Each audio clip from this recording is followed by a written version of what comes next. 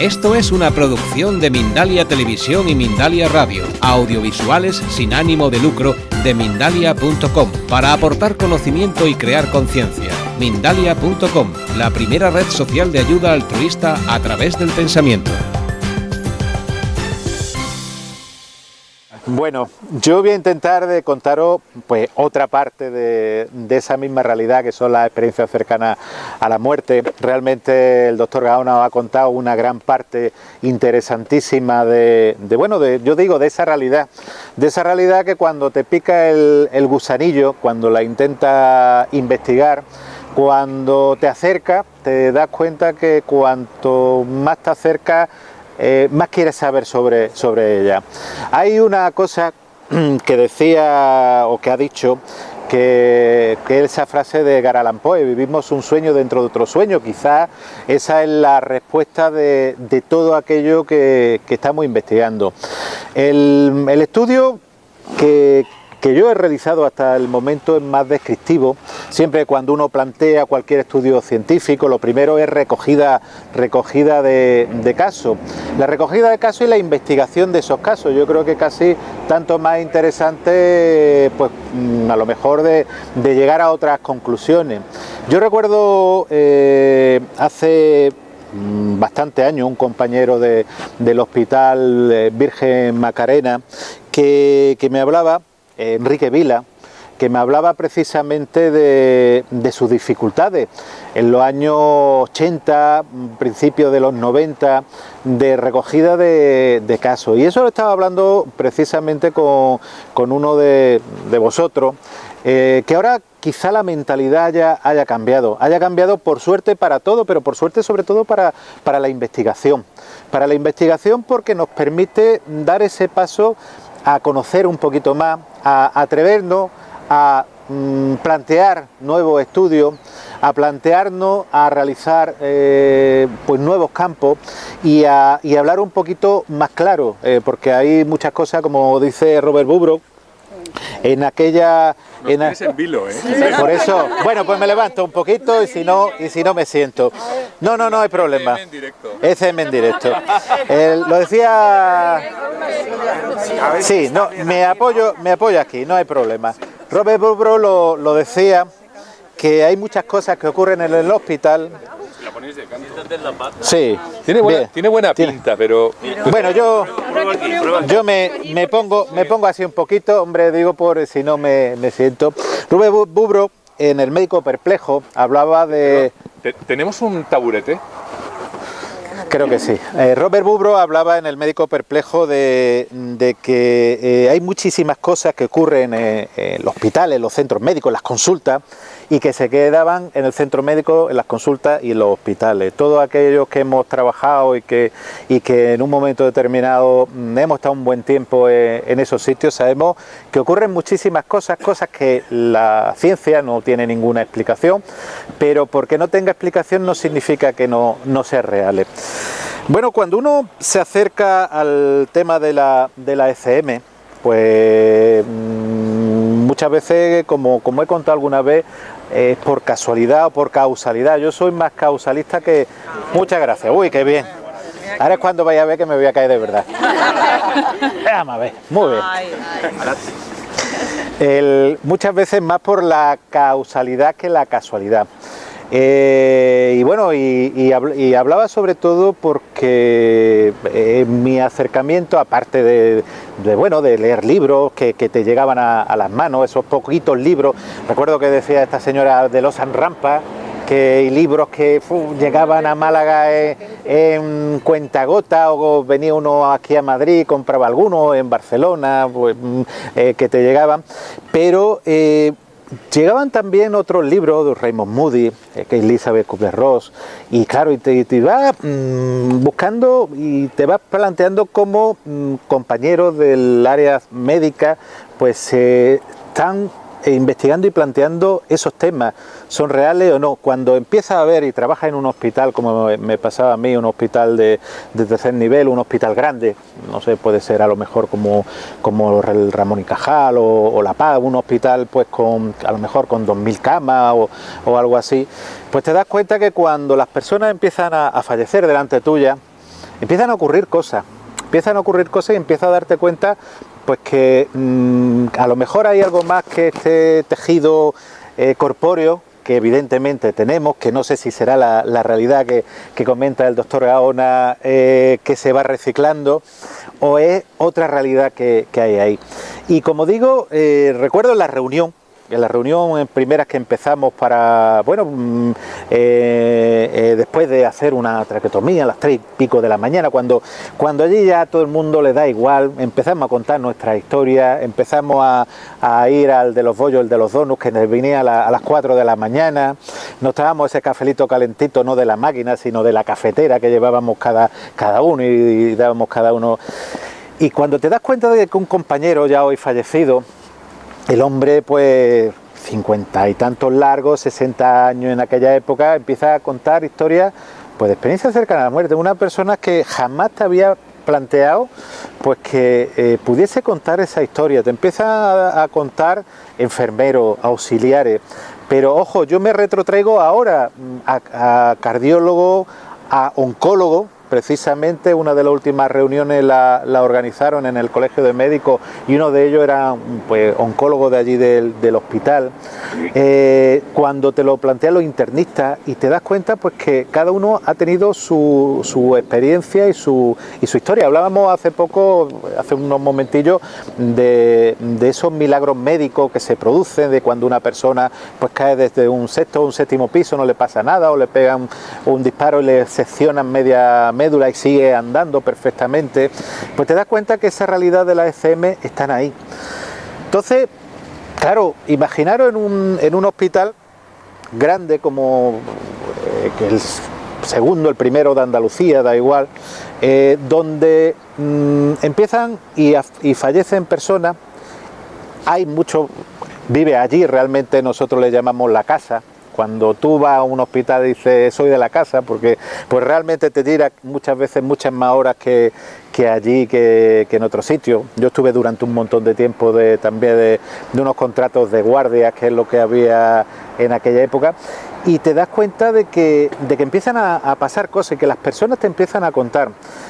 Hay personas que te lo cuentan sobre la marcha, en el momento, en el instante, ojo, o alguien te dice, mira, alguien te está contando esta historia en la UCI, en cardiología, en neurología, en traumatología, en hematología. Es que los servicios pues son inmensos, son muchísimo personal, y te das cuenta que hay como ese hilo de Ariadna, ese hilo conductor, que muchas veces no sabes ni dónde empieza ni dónde acaba, pero que te va contando una historia, que a lo mejor lo has leído en algún libro, te vas contando y vas escuchando esa historia de que bueno, se ha visto pues desde arriba, desde la parte superior, que tal o cual médico o cual enfermero le ha pasado esto, que han visto ese túnel. No ocurre, ojo, por lo menos mi experiencia, no ocurren en todas las personas, no tienen esas fases que contaba Raymond Moody de la salida del cuerpo y hacia arriba y hacia el túnel, a familiares, fallecidos, historia de toda tu vida, después ves ese ser con un aspecto blanco, no, ya depende, y la vuelta, sino que cada uno te cuenta su historia, cada uno, ojo, con su idiosincrasia, con su cultura y con su personalidad.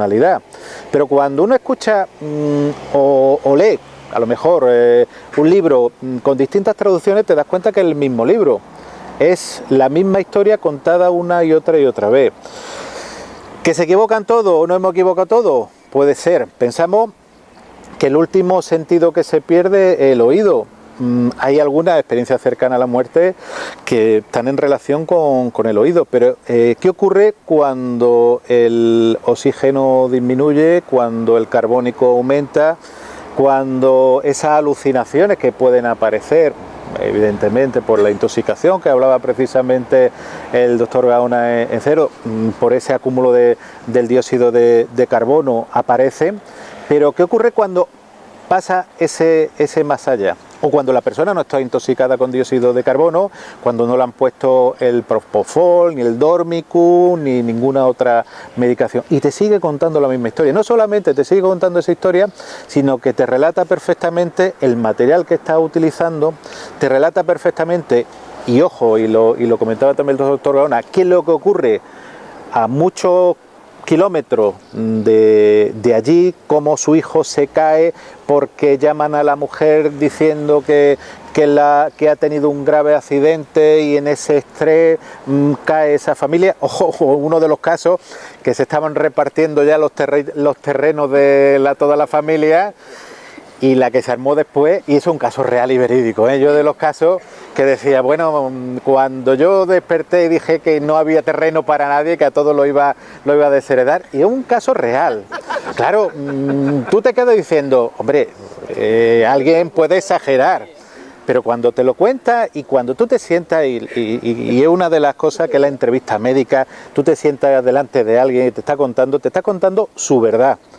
La puede adornar más, la puede adornar menos, la puede añadir más, pero está contando qué es lo que ocurre.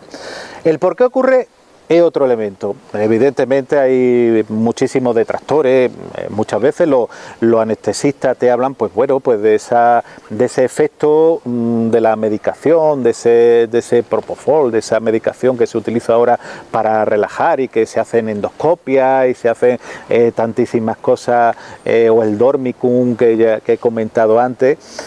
Pero hay muchas personas pues, que ni le han dado ninguna medicación. Ojo, están en la reversión de la anestesia, que muchas veces que es cuando ocurre la experiencia cercana a la muerte, por ejemplo en quirófano, y en la persona lo que le ha dado una medicación totalmente contraria, es para poder despertarlo. Claro, cuando te das cuenta pues que son distintos profesionales, distintas personas que a lo mejor pues, no tienen ninguna relación cultural. Hace muy poco precisamente se me acercaba una persona de cultura musulmana que había tenido un problema cardiológico y me contaba, dice, yo he tenido esa misma experiencia, no lo he contado en toda mi vida porque él dice, yo soy musulmán creyente, dice, pero es que es exactamente lo que a mí me ocurrió. No sé lo que fue. Yo no vi ni a Alá ni a Mahoma, pero realmente yo salí del cuerpo, entré en un túnel y después de la entrada en el túnel vi una serie de seres y volví otra vez a mi cuerpo. Claro, cuando se habla de la pérdida de oxígeno, esa hipoxia, que ojo, que la doctora Blackmore lo explica perfectamente, la dilatación pupilar es así, pero hay veces que ese efecto túnel no tiene esa luz al fondo, que es un efecto túnel que si alguna vez os han dormido, puedes tenerlo incluso por el efecto de los curarizantes, de los medicamentos que produce relajación muscular, y puede uno tener ese efecto túnel de ver una luz. Tú cierras los ojos, incluso relajándote, vas a poder verlo. Pero ¿y cuando ese túnel no tiene esa luz al fondo? Ya vamos a plantarnos y a plantearnos preguntas. ¿Y cuando se ha entrado en el túnel sin haber tomado ningún medicamento? Se puede también... Porque, claro, usted tiene una visión de doctor, de anestesia, de medicamentos, pero ahí en el grupo se comenta personas que no han tomado medicamento y en cambio han tenido la experiencia cercana a la muerte en la que han entrado en el túnel sin haber tomado medicamentos ni estar anestesiados. Ahí es donde voy. Ahí es donde voy, que hay muchas personas que no han tomado ningún tipo de medicación, incluso hay personas que incluso lo pueden relacionar, y me acuerdo un artículo del año 1897 que lo equipara a los viajes astrales. Claro, en aquella época prácticamente no había conciencia de experiencia cercana a la muerte. De hecho, Platón en la República, en el mito de Er, habla precisamente de lo que ocurrió a una persona que muere y a los 10 días te relata lo que ocurre. Ya si nos vamos a la bibliografía y a las representaciones, podemos ver cuadros de Hieronymo Bosch. Yo creo que uno de los más representativos. Hay una figura que seguro que lo conocéis, igual que conocéis el Jardín de las Delicias, que lo tenéis aquí. Pues hay otro cuadro que está en Venecia, en el Palacio Ducal, que es la subida al Empirio, donde se ve pues bueno, los personajes en el infierno que intentan subir y un túnel con una figura al fondo. prácticamente igual que lo que te puede contar cualquier persona que haya tenido esa experiencia cercana a la muerte. Pero claro, hablamos de personas que te van contando una y otra historia. Cuando me comentaba el doctor Gaona de cómo nombrar la charla, decía la ECM, la investigación continúa. ¿Por qué? Porque te empiezan a llegar nuevos casos. Y uno de los nuevos casos que me ha llegado, no porque tenga más valor una persona ni otra, yo ahí no digo, sino porque son personas que cuando no necesitan ni quieren ningún tipo de propaganda, ojo, y te lo cuentan prácticamente como el confesor, que muchas veces lo que ocurre cuando uno está, pues fue uno de mis rehabilitadores, como veis llevo aquí mi queridísimo bastón acompañante últimamente, pues él, haciendo la mili, sufre un casi ahogamiento, que es muy frecuente que no es el primer caso, igual que los casos de ginecología, que es lo que ocurre en otras personas, las mujeres cuando vaya a dar a luz, que hay muchos casos recogidos similares, ve cómo su vida pasa en breve instante. A lo mejor dice, yo pude estar 1 o 2 minutos hasta que el sargento o el teniente me sacó del agua. Estaba por la isla Chafarina, una isla que está enfrente de Melilla, y perdida de la mano de Dios. El año 86 van con velas todavía, eso es verdad. Yo es que soy de Melilla, y eso me lo estaba contando, por eso digo, y el año 86 dice, teníamos una vela para un mes, si se nos acababa la vela no había nada más. Así que fijaros cómo estaba. Y entonces, claro, allí hay unas corrientes impresionantes. De hecho, hasta no hace mucho, no sé si seguirá ahí o había foca. Así que fijaros en lo perdido que está aquello de la mano de Dios. Como digo, este hombre tiene esa experiencia y no lo cuenta absolutamente a nadie. Es una de las veces que se entera pues que estos temas me interesan, y cuando él me lo cuenta. Realmente son casos que, perfecto, son casos que están ahí, y os podría contar uno, otro y otro, pero a mí los que me llaman más la atención es aquello que en un momento determinado no solamente te pueden contar la experiencia de subir desde arriba, o el túnel, o te cuenta, sino aquello pues que te pueden demostrar algo más que la ciencia hoy en día no tendría una explicación. Hay un caso que mi hijo dice que se lo ha aprendido de memoria, porque la verdad es que lo cuento y me gusta contarlo porque está una paisana mía precisamente que describió perfectamente un material quirúrgico de una persona totalmente neófita en la cirugía, un material muy específico que perfectamente lo describe, lo relata y te lo cuenta. Como una persona que no entiende absolutamente nada de cirugía, que no entiende absolutamente nada de unos materiales especiales que muchos médicos no conocen, posiblemente igual que me pase a mí con oftalmología o con otras especialidades, esos materiales son tan específicos de mi especialidad que no lo conoce, y la persona te lo describe perfectamente, como si, lo hubiera tenido ella en la mano. Entonces, ahí te empiezas a plantear cosas.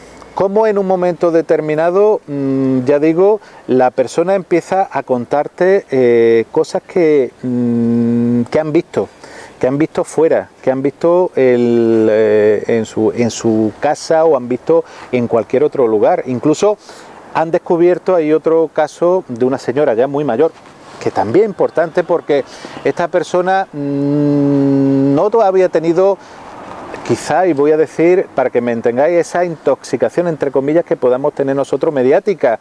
Ahora tenemos internet, tenemos los libros, tenemos muchísima información de que es una experiencia cercana a la muerte, y nada más que tienes que teclear desde cualquier dispositivo y nos enteramos. Pero esta persona, pues con 14, 15, 12 años, sufre un cuadro importante de infeccioso en un pueblo de la provincia de Málaga, y es capaz de descubrir una habitación que estaba oculta dentro de la casa que se había recién mudado. claro, me lo cuenta una señora de 80 años y la hermana me dice, se puso como loca pegando martillazo en una pared, diciendo que había visto una persona en esa experiencia cercana a la muerte y le había dicho que tenía que liberarlo, que tenía que abrir esa habitación. Y esa habitación existió. Como esas cosas, en un momento determinado, cuando te lo... Claro, hoy en día, pues tú dices, bueno, tenemos conocimiento, tenemos... o lo has visto en una película, pero eso evidentemente... La persona no lo ha visto en ningún sitio, y ya digo, son personas de 80 y tantos años que ojo, que le cuesta contarlo. Y hay un gremio, que yo no sé por qué, que precisamente el gremio televisivo, que me ha ocurrido en dos casos. Hace poco iba a un programa de la televisión de allí de Málaga, y me ocurrió en otra televisión también de la Costa del Sol, pues personas que tienen una experiencia cercana a la muerte. Uno de ellos, de niño, con 2-3 años, tiene una meningitis, que ahora está tan de moda. Tiene una meningitis, lo ingresan en el hospital materno infantil de allí, años 80 y muy poco, porque estaba recién abierto el hospital. Y resulta que, bueno, realmente la meningitis en aquella época meningitis era prácticamente equiparable a fallecimiento del chaval. Pues claro, imaginaros que él se lo dice a los padres en un principio desesperados, y él te describe pues cómo el padre va vestido, cómo la madre va vestido, cómo le informa el médico. Este niño estaba en coma e intubado, fijaros lo que os digo.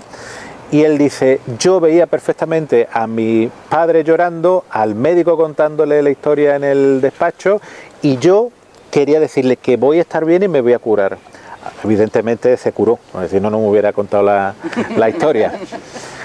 Y otro fue el caso, ya digo, de otro realizador de televisión, pues que en un momento determinado lo anestesian y cuenta cómo le están despertando y quién le está despertando y quién fue. Yo al anestesista lo conozco y me corroboró la historia de este caso.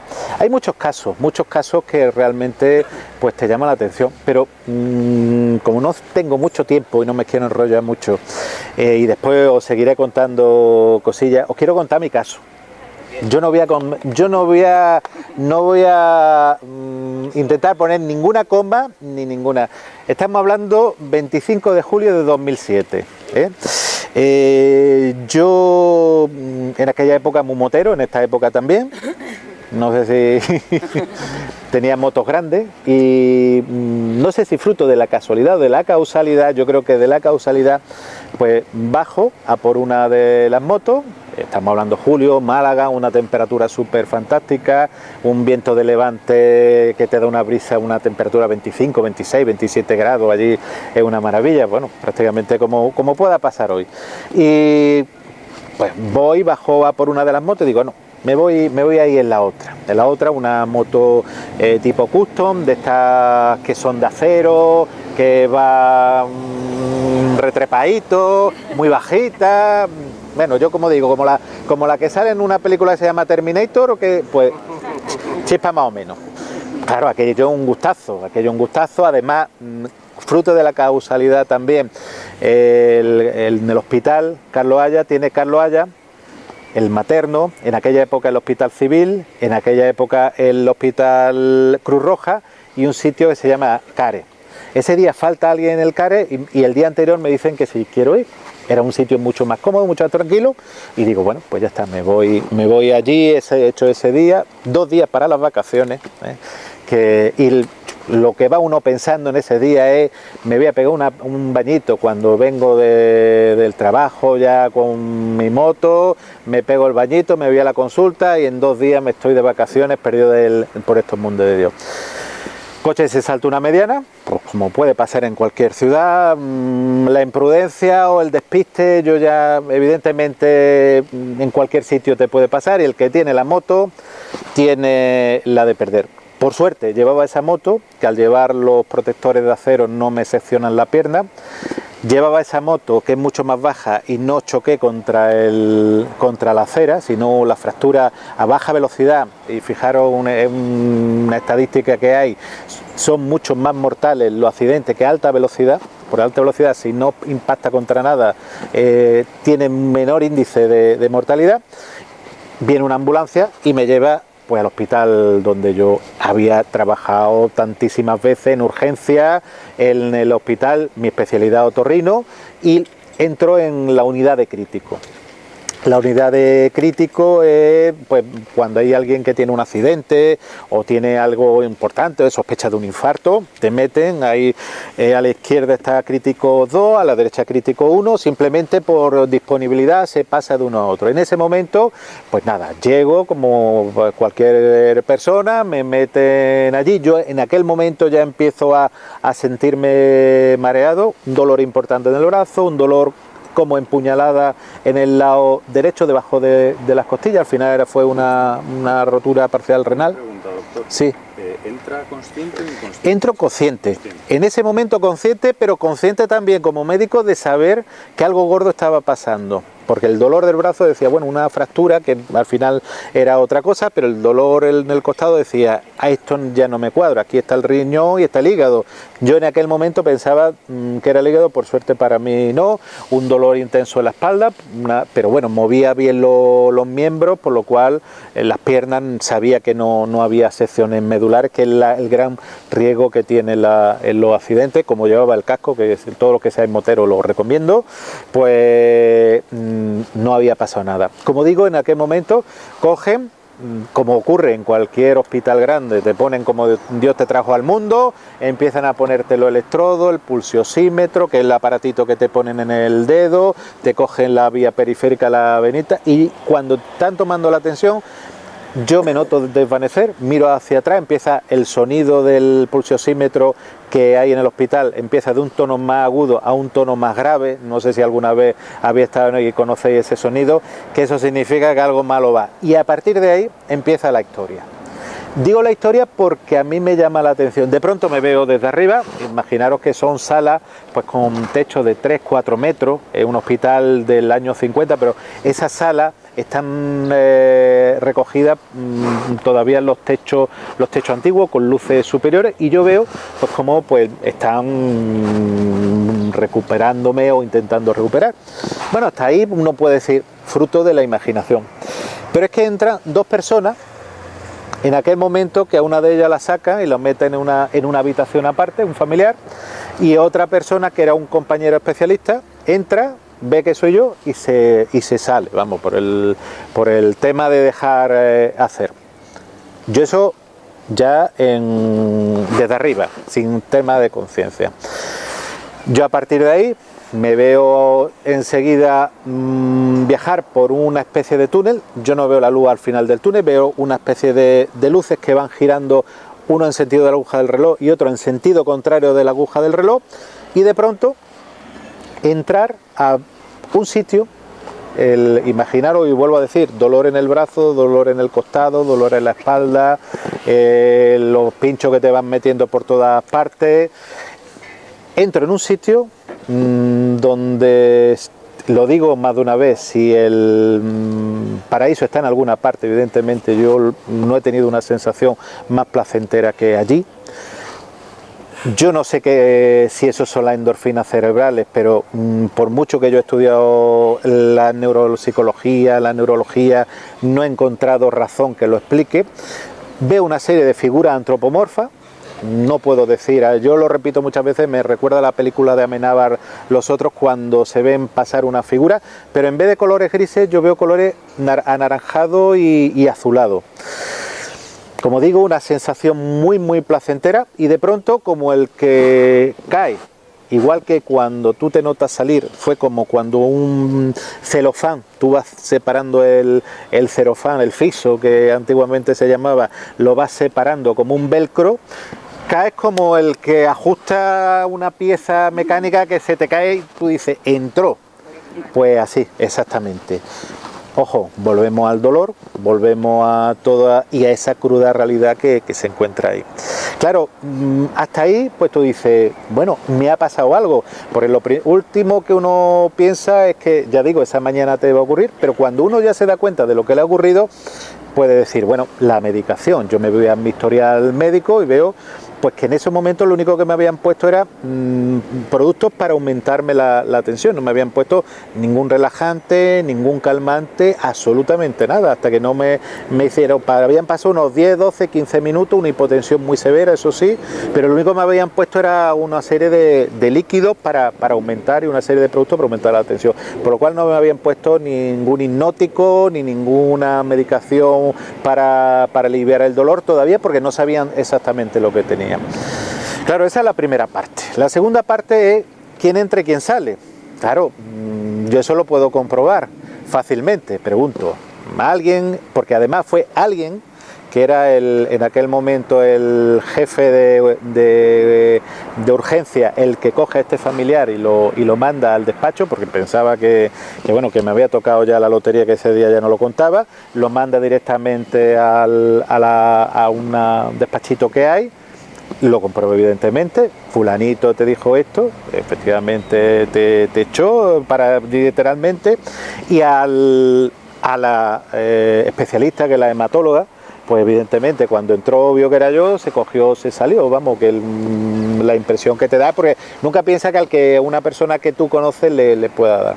Todo eso ocurre ahí. A partir de ahí, esas investigaciones que había llevado, yo creo que la intensifico, sobre todo ya no en el hospital, porque en el hospital le había recogido ya una serie de casos, pero bueno, no es lo mismo que te lo cuente, y no es lo mismo que yo lo cuente, que si alguno lo podía ver, que a lo mejor lo habéis vivido alguno o alguna, pues es una historia completamente distinta. Por mucho énfasis que yo quiera poner, por mucho que yo quiera decir, como tú no lo vivas, no lo puedes sentir. Sí. Pero ojo, ¿qué ocurre cuando, aparte, bueno, pues de 18.000 médicos que todavía estoy dando vueltas por ahí, haciéndome pruebas y han pasado ya casi 8 años, pues, ¿qué ocurre? Pues que tu vida y tu mentalidad cambia, pero no a mí, sino cuando todas esas personas me decían, recuerdo el caso de una abogada que trabajaba tarde, mañana, noche, un buffet súper productivo, con un montón de colaboradores, tiene una experiencia cercana a la muerte también importantísimo y se dedica exclusivamente a hacer su jornada matutina.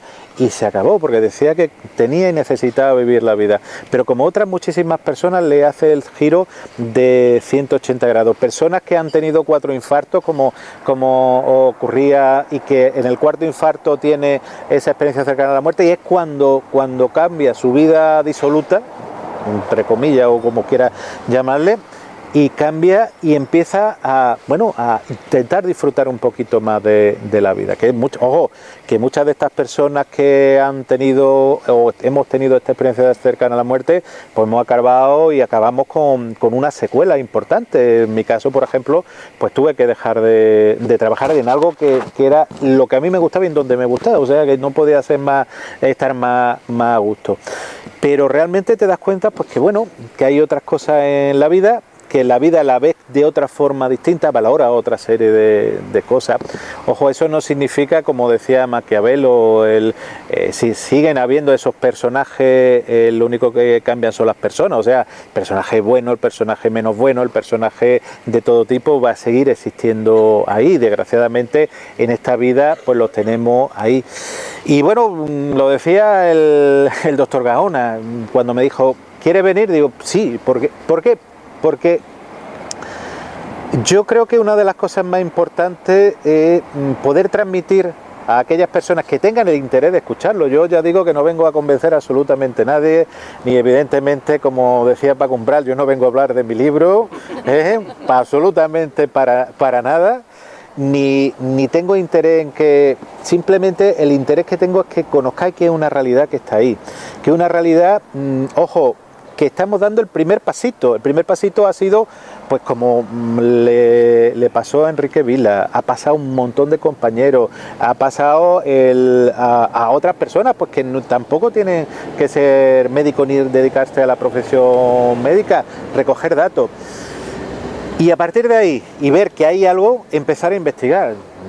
Se ha hablado de Sam Parnia, de Peter Fenwick, que son investigadores importantísimos, pero hace poquito conocíamos una persona del Hospital La Resaca de Murcia, si no recuerdo yo mal y no lo digo malamente, pues un radiólogo que a mí el estudio me ha parecido interesantísimo.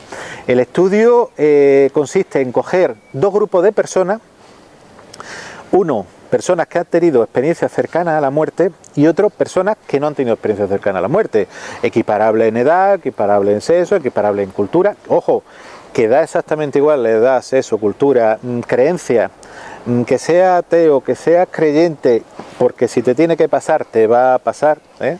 Pues ya digo, este compañero lo que quiere hacer, y ha empezado ya, en esas pruebas que ahora tenemos, que bueno, posiblemente nos falten tecnología, yo siempre lo digo, nos falta esa tecnología que se va conociendo poco a poco, que como es ahora mismo la resonancia magnética dinámica, pone a la persona, hace que rememore la persona que ha tenido realmente la experiencia cercana a la muerte y ver qué zona del cerebro se estimula, y aquellas personas que no han tenido esa experiencia cercana a la muerte, pues que su mente se invente que esa experiencia cercana a la muerte le hubiese ocurrido, como el que lee cualquier libro o ver cualquier película. Hasta ahora mismo yo sé que tiene 2 casos ya recogidos, hecho la resonancia, tiene 17 y 17 ya casos compartidos, y yo espero que sea uno de los estudios que los tenemos muy cerquita, de los más interesantes, y que dentro de poquito pues podamos tener referencia de decir,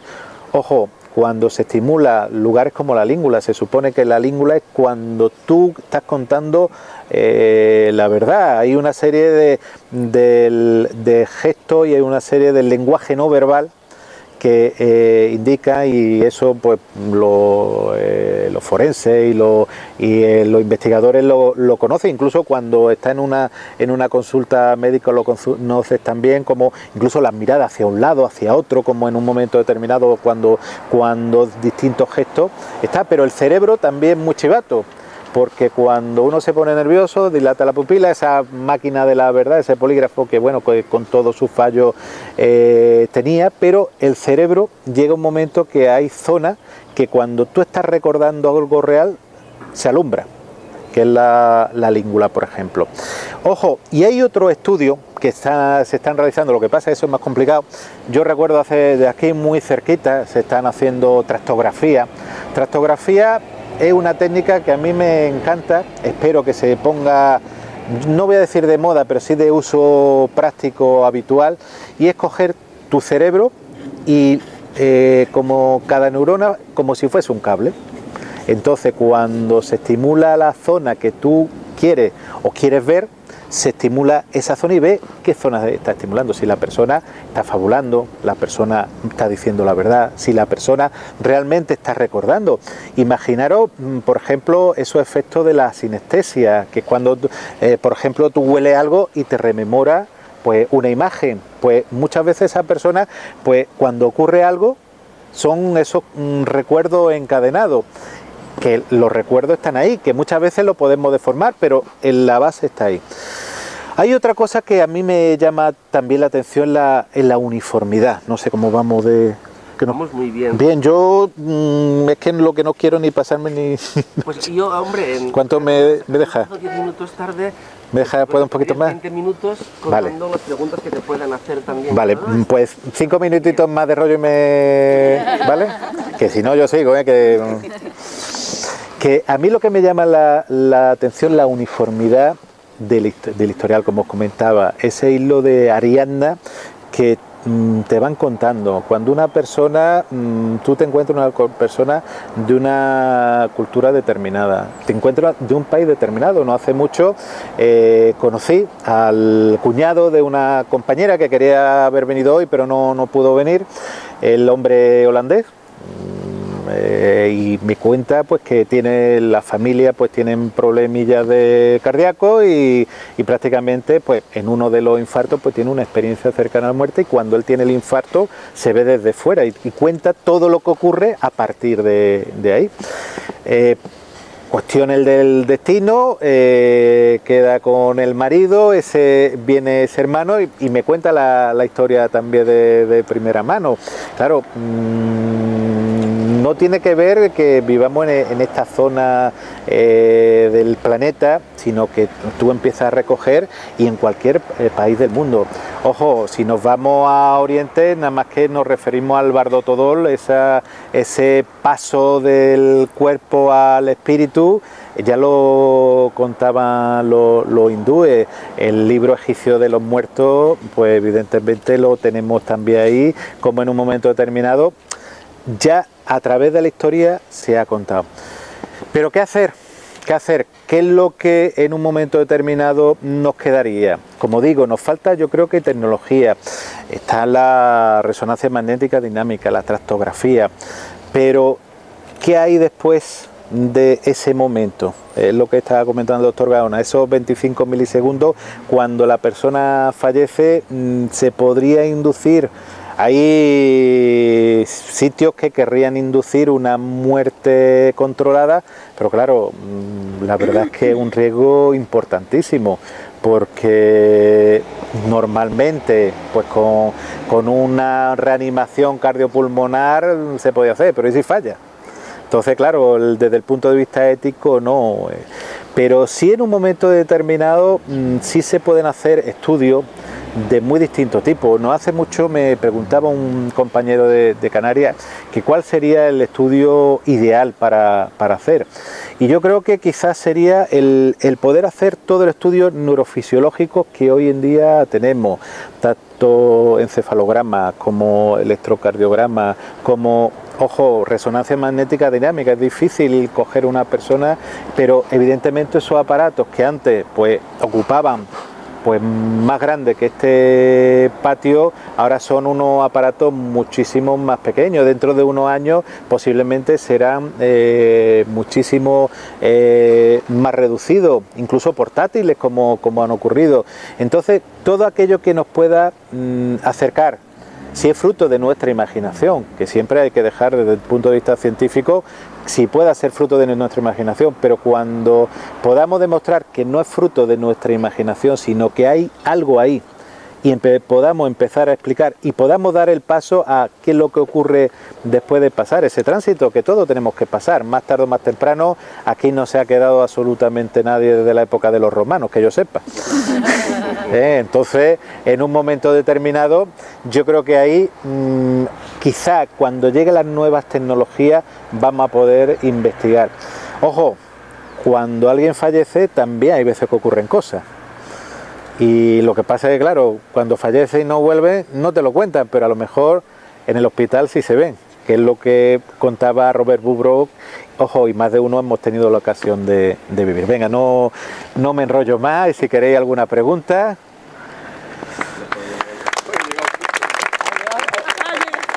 Yo si quieres sigo un poquito más, ¿eh? ¿Alguna pregunta?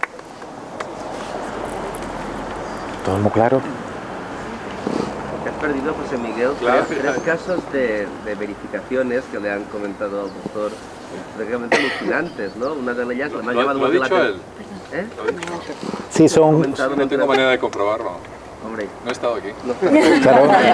La cuestión es que lo que has contado, doctor Pretierra, Sí. de esta persona que realmente con la obsesión fija de que había una habitación oculta en su casa y que la descubriera. Con 14, 15 años, Increíble. Increíble. Pensemos que Esto de 5 kilos. Sí, un martillo, lo contaba, un martillo pilón, Sí, sí, sí. a las 7 de la mañana. Eran 3, 4, 5 hermanos. La hermana, que es la que venía con ella, decía que se puso como loca pegando en una pared. El padre, yo creo que el padre era juez de un pueblo ya grande de Málaga, resulta que yo creo que por no escuchar a la niña, como se suele decir, le dijo, anda, pégale 4 golpes y al vecino ya le repondremos la pared. Cuando empiezan y encuentran, pues realmente lo que parece que era aquella habitación, según me contaba, era durante la guerra civil, había muchas personas pues que se escondían en habitaciones con una pequeña, y además estaba con una pequeña rendijita de luz que era el mismo ladrillo, sin agua potable, sin ningún tipo de iluminación, y solamente había dentro de lo que rompieron como una falsa sellado, una falsa puerta donde podía entrar. Y a partir de ahí, pues imaginaros la cara, yo me imagino la cara del padre, del jefe de obra, que es el que rompió al final la obra, porque evidentemente pues, dijo, bueno, pues si hay que hacer obra, pues se hace. Y ya está, y lo que llaman allí en Andalucía una rebola, aquí le hacemos una rebola entera a la casa, ¿no? Ese es un caso, yo creo que de lo más impresionante, y sobre todo porque te lo cuenta una persona, ya digo, con 80 y tantos años, una persona que tampoco, que realmente yo creo que ese afán de, ni siquiera de que lo conozca, sino ese afán de que no se pierda, yo creo que sí, y la hermana diciendo, sí, como una loca, o sea, que la hermana te lo refrendaba para decir que sí, que se puso como una esposita, una chavalita de 14, 15 años que realmente había tenido esa experiencia cercana en el hospital y había vuelto del hospital, el hospital de aquella época que iba uno más a morir que a curarse. Yo quiero hacer un comentario. Claro, sí.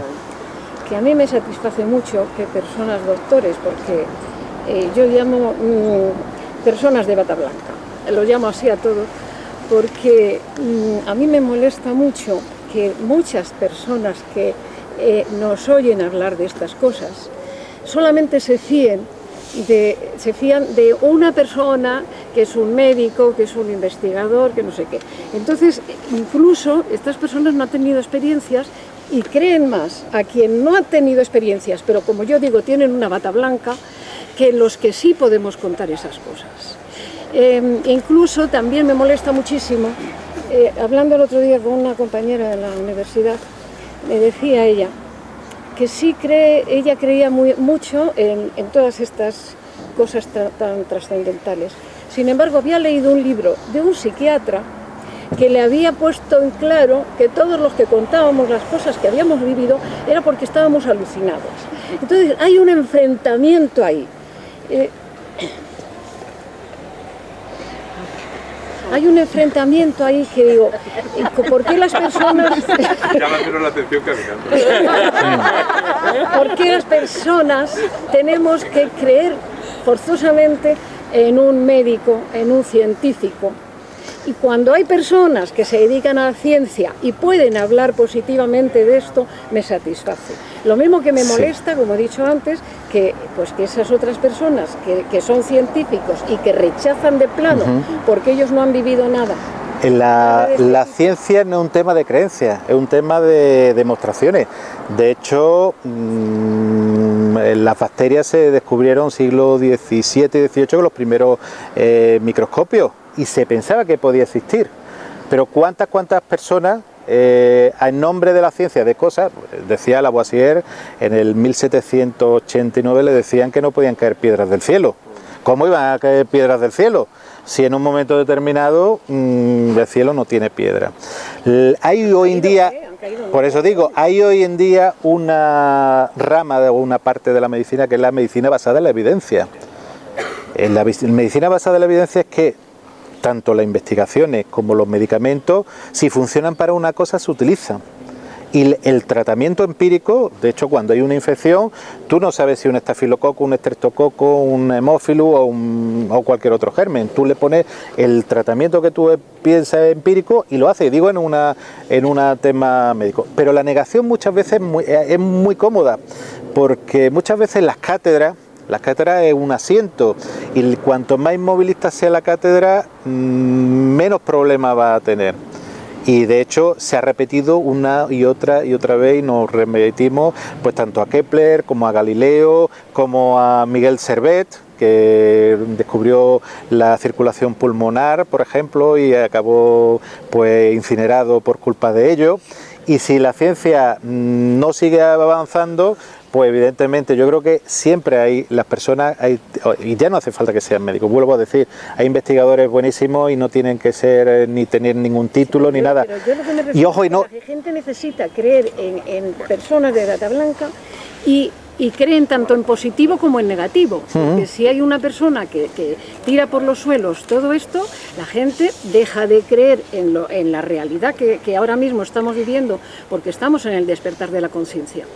Estamos en una Ojo, nueva y la era. medicina se equivoca a veces, o muchas veces. Sí. Recordemos hace unos años que el aceite de oliva era lo más malo del mundo. Y exactamente, yo recuerdo que era lo más malo del mundo y ya cuando lo compraron ciertas industrias, es lo mejor del mundo. Y Una palabra referida por aquí, creo. Yo quería hacerle una pregunta. Sí. Desde que Habla usted alto y tiene, claro. desde que usted tiene la nueva visión de la vida después de la ECM, ¿ha desaparecido gente del escenario de su vida y ha aparecido otra? Muchísimas, muchísimas. Personas que yo pensaba que eran muy allegadas, que no han sabido comprender las circunstancias, personas que han sido allegadas y que siguen comprendiendo las circunstancias, y personas que jamás podía pensar que iban a ser allegadas, son muy allegadas.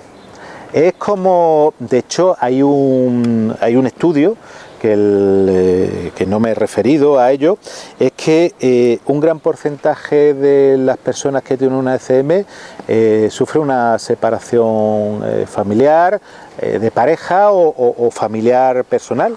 De hecho, en la Resaca, en Mazarrón, en Murcia, había una chica que me lo comentó. Yo he tenido una experiencia cercana a la muerte, no he querido referirme a ella, pero ya que viene, dice, y mi pareja no sabía entender ni lo que a mí me había pasado, ni lo que yo pensaba en ese momento. Ojo, y no que tú te creas que empiezan a venir marcianitos verdes, no. Los pies yo creo que ahora mismo estoy aquí sentado, pero que los tengo muy en el pie. Yo soy muy tomasino, yo tengo que meter bastante los dedos para creer una cosa que me lo tienen que demostrar. Pero evidentemente una cosa es tener la duda y otra cosa es ser negacionista. Negacionista nunca. Que uno puede tener la duda en ciertas cosas, evidentemente sí.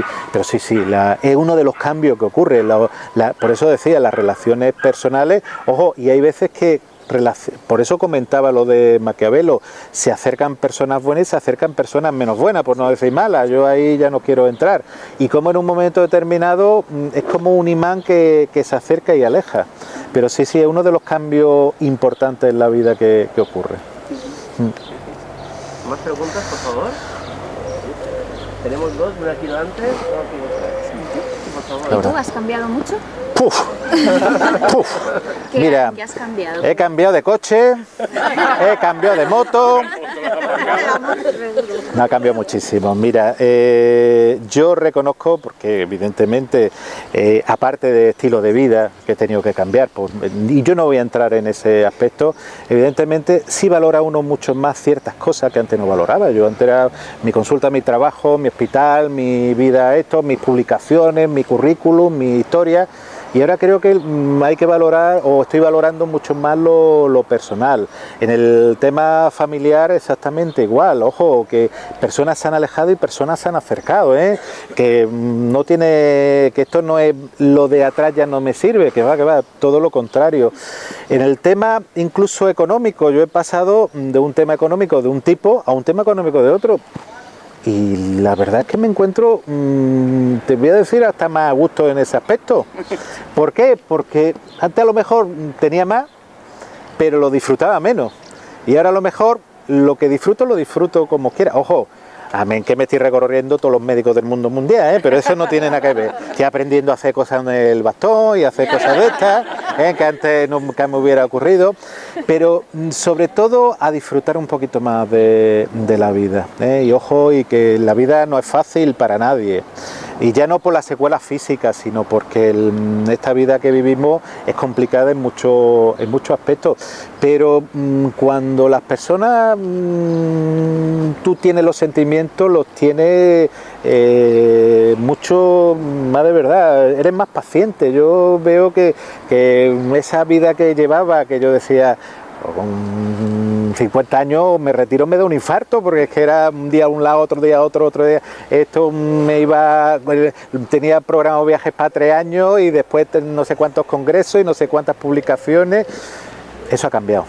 pero yo creo que ese cambio es para bien, pero no solamente en mi caso por las secuelas físicas, sino yo creo que un cambio muy personal y ojo, incluso en las relaciones personales con las personas más allegadas. Yo creo que eso es lo principal, que no ocurre cuando tú tienes un accidente de tráfico y no tienes una experiencia cercana a la muerte, no ocurre en muchas personas que tienen otro tipo de patologías, porque se habla que cuando tú tienes una experiencia, y quizás aquí el doctor Gaona puede hablar mucho más, pues personas tienen neoplasia, han sufrido tumores y han podido echar hacia adelante, pues tienen un cambio en sí, pero es totalmente distinto al que puedan tener a lo mejor personas como me ha pasado a mí, esa experiencia que te cambia la vida, que hay un antes y un después del 25 de julio de 2007.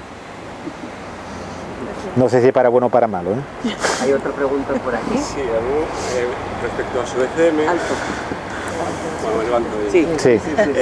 Una de las cosas que más me interesan, más me llama la atención dentro de la casuística, y creo que sí importa mucho aquí el nivel cultural, porque se trata de conceptos muy abstractos, se repite en muchas ECMs la sensación de estar en un lugar en el que no existe el tiempo y el espacio, cosa que a filósofos físicos les trae de cabeza, y gente con niveles culturales muy bajos llegan a tener esas sensaciones. No sé si a usted le ocurrió y qué opinión. Sí, mira, pasaron 15 minutos, he dicho, desde porque tú lo ves apuntado después, hora de tal, hora de cual. En una unidad de observación se apunta absolutamente todo, desde que la hora que te rompen la ropa a la hora que te ponen el suero, qué suero te ponen, absolutamente eso es un cartapacio que tú después puedes consultar. Ese tiempo, yo no te podía decir que eran ni 15 minutos ni 50 minutos, desaparece totalmente, eran como cambio de plano. A mí el plano de una película, cuando tú cambias un plano, cambia otro, ahí. Pero yo reseñaría sobre todo la sensación de bienestar, que me ha pasado a mí y le ha pasado a muchísimas personas.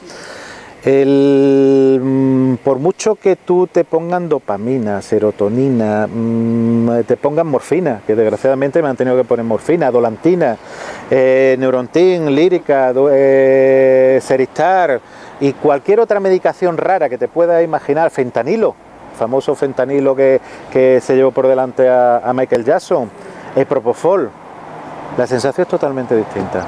Ojo, y entramos en un episodio agudo, un episodio agudo que dura 15 minutos y que tú en ese momento estás totalmente placentero. Es como si el cerebro desconexiona el dolor, el centro del dolor se desconexiona y no solamente desaparece ese dolor, sino que entra en un estado de placer.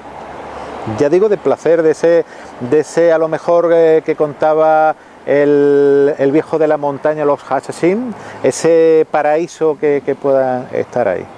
Es totalmente distinto. Es una sensación, ojo, y ahí no existe ni el tiempo ni el espacio. Por ejemplo, este hombre que digo yo, el rehabilitador, él cuenta que no pasó su vida rápidamente, sino que pasó su vida en 1, 2, 3 minutos. Imaginaros una vida de 1, 2, 3, 8, 10 años, lo que fuese, en 1 o 2 minutos. Pues yo le preguntaba, pero bueno, ¿viste escena? Dice, no, yo vivía mi vida y volví a vivirla otra vez. Episodios de la vida, o sea, el tiempo y el espacio yo muchas veces me recuerda a esos relojes de Dalí que están totalmente deformados, que en un momento determinado no existe el tiempo, es como si tú entras en una dimensión totalmente distinta. Hace poco hablaba con un físico, Rafael Alemán Berenguer, que él, hablando de multiverso y pues, de todas estas cosas que también me gusta, porque evidentemente yo creo que el saber siempre es interesante, y es como si tú entras en una dimensión totalmente distinta, en una dimensión donde el tiempo desaparece. Es otra dimensión que bueno, ha estado ahí, pero que en ese momento desaparece completamente. Pero no solamente me pasa a mí, le pasa a otras muchísimas personas. ¿Alguna...? Bueno, pues si no hay ningún... por allí, sí. Perdón, no leía. Viendo a aquellos seres de colorines o de varios colores, ¿recibió algún mensaje telepático o algo que le dijera vuelve también? No, yo solamente vi pasar, era imaginaros una neblina, pero en vez de color gris, como las nieblas que podemos tener en cualquier ciudad, era una neblina de colores anaranjado y colores azulados, era una mezcla y pasárselo a mentes era antropomorfo, no podía decir si eran ni hombres ni mujeres, ni simplemente unos seres antropomorfos que pasaban, pero sin ningún tipo de mensaje. Hay personas que sí le han dado mensajes de todo tipo, incluso mensajes de curaciones de tumores T4, N1, M1 también, o sea, tumores totalmente incurables, que yo recuerdo ese caso, que además a mí me impactó, porque cada vez que entraba en parada cardíaca me tocaba a mí, yo no sé cómo me lo arreglaba, pero que me tocaba en la guardia, vamos, es que yo decía, por Dios, este hombre hace 1 o 2 años me dio un par de abrazos si conocéis Málaga, el Paseo Marítimo, hay una calle Ayala, me toca la espalda y me pega un par de abrazos. Recibe un mensaje del hermano diciendo, un hermano que había tenido un problema importante que se ha arreglado con el hermano, vamos a entrar en el punto de vista de la psicología o de la psiquiatría, pues bueno, ese sentimiento de culpa, pero que le dice que de ese tumor va a remitir. Estamos hablando de un tumor que no era radiosensible y no era quirúrgico. Lo teníamos allí ingresado porque no había la UCP, la unidad de cuidado paliativo, ni había lo que hay ahora el ambulatorio que vale a dar radioterapia y demás, sino lo que teníamos ingresado durante el tiempo de radioterapia, como hacía las paradas cardíacas, tenía un tumor a nivel del cuello, un sitio que se llama el glomus carotídeo, que cuando comprimía se inflamaba, era caída al suelo y parada cardíaca, le ponía tu suero, le ponía dopamina, dobutamina y entraba otra vez en el mundo actual. Y en una de esas veces me cuenta que ha estado con el hermano y me ha dicho pues que él no va a fallecer de eso y que se va a curar. A partir de ahí, no sé si causa, consecuencia, causalidad o casualidad, ese tumor empieza a reducir el tamaño radiológico, el tamaño de un tumor que no era radiosensible, estamos hablando, que además yo me fui a ver la anatomía patológica porque no me lo creía, yo pensaba que era pues un adenocarcinoma, que simplemente con unos focos de epidermoide, que el patólogo, me fui con el patólogo, que el hombre falleció hace poco, un patólogo de lo mejor que te puedes encontrar y que te va enseñando, pero es que ese paciente se presenta, lo presenté yo en comité oncológico, que es una reunión de médicos que decimos, pues este paciente podemos hacer esto, podemos hacer lo otro, se opera y se cura, curación total. O sea, ya lleva un montón de años curado. Casualidad, no lo sé, pero ocurrió sí. Y es una realidad, ¿eh? Eso se llama Salvador, yo le tengo un cariño, vamos, a ese hombre, porque de verdad es que es una persona que tenía muchísimas ganas de vivir.